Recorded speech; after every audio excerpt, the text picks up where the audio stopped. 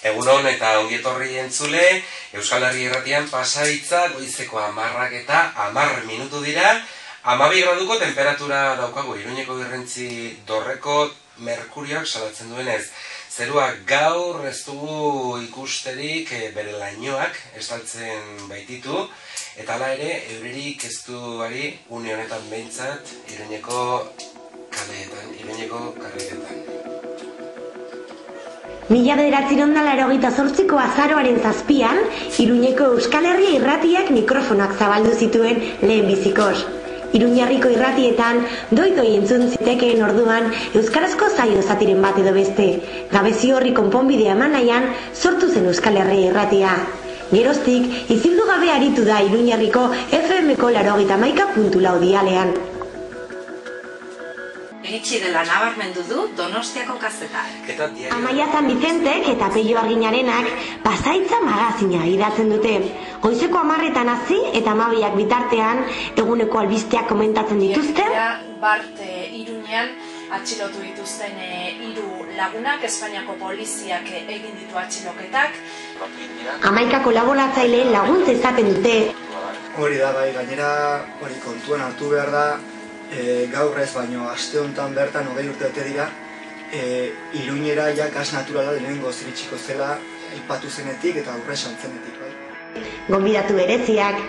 Eta gero solemuak, saeskiak eta denak berezi eta denak. Eta gero gure jotezen bere zinta batean aurrera. Eta makina bat konturibuz aritzen dira. Eta historia errepikatzen dela, ez da? Badirudi bai ez, konprobatuko dugu. Ikusiko dugu. Ekainean guzti eta zauzuanketa egiten. Hori da. Mi eskar dikote. Zongi izan. 12 urte joan dira Peio Arginarena Euskal Herria Irratiko mikro baten aurrean ezer izenetik. Gertutik ezagutu du beraz irratiaren bilakaera. 20 urte egin ditugu eta argi eta garbi dago 2 hamarkada hauetan aurrera egin duela irratiak. 3 langilerekin hasi ginen eta gaur egun 12 gara lantaldean. Eta bueno, entzuleen artean eta irratiak duen oinarrian ere aurrera egin dugu, ezta? Nik esate baterako 12 urte egin ditut irratian, eta bueno, ikusi dut aipatu dizudan garapen guzti hori, ez? Eta programak nola joan diren zabaltzen, eta gure gizartearen ispilu gara, ezta? Eta irrati moderno bat gara, eta bueno, nik uste dut gaur egun euskarak eta euskalgintzak duen proiektu garrantzitsuenetako bat garela, ezta? Amaia San Vicentek 4 urte baino zituen Euskal Herria Irratiak aurreneko emisioak egin zituenean. Irratiarekiko lotura aspalditik zetorkio.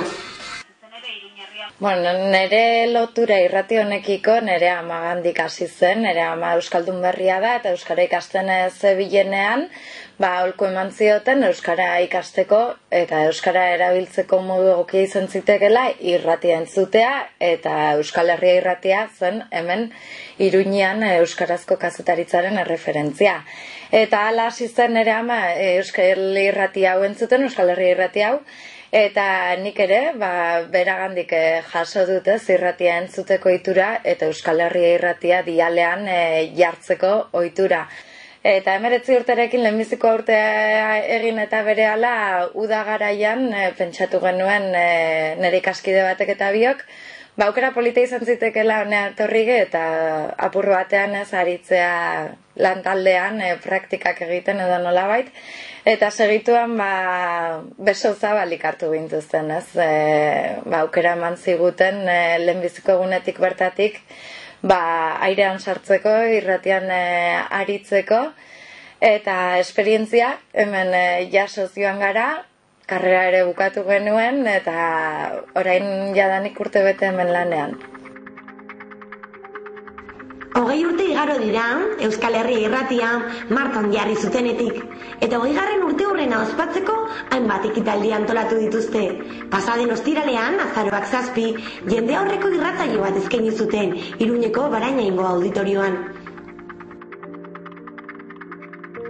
Bueno, urduritasun nik uste nabaritu izan dela jadanik 3. urtea dugula zuzeneko saio bat egiten, Eta kartela etzen nola nahikoa, Fermin Muguruza, esian gospel talde bat, jazz talde bat, kalitatezko musika emanaldiak izan ditugu, eta ondoan izan ditugu noski gure egunerokoan kolaboratzaile direnak eta entzuleak. Eta horren adibide izan da, Barainainen egin genuen saio ikusgarri hura, jendearen erantzuna oso nahi izan da, 500 pertsona edo gehiago bildu ziren bertan, eta giroa ezin hobea, eta nik uste maila eman genuela. Bai, eta beste 20 urte ere egiteko prest gaudela, eta beste 40 ere. Egin genuen saio ikusgarri honetaz haratago, bestelakorik ere izango da, etxeko txikienentzat pirritx eta porrotx ekarriko ditugu azaroaren 26an, pailazo ezagunak, eta esan beharra dago gainera, sarrera gehienak ia salduta dauzkagula. Eta beraz, beste ekitaldi hori ere eginen dugu. Urtean zehar ere, bestelako ekitaldi txikiak ere izango dira, gogoratzeko 20 urte egiten ditugula, eta bueno, guztia, ezta? 20 urte hauetan oztopoak ugariak izan dira, horietatik nagusiena lizentziaren ukapena. Pentsatzen dut, oztopo franko izan ditugula bidean, eta aurrera begira ere oztopo franko izanen ditugula, baina uste dut indartsua dela gure oinarria irratian nahiko indartsu dagoela eta aurrera egiteko indarrak izanen ditugula, ezta?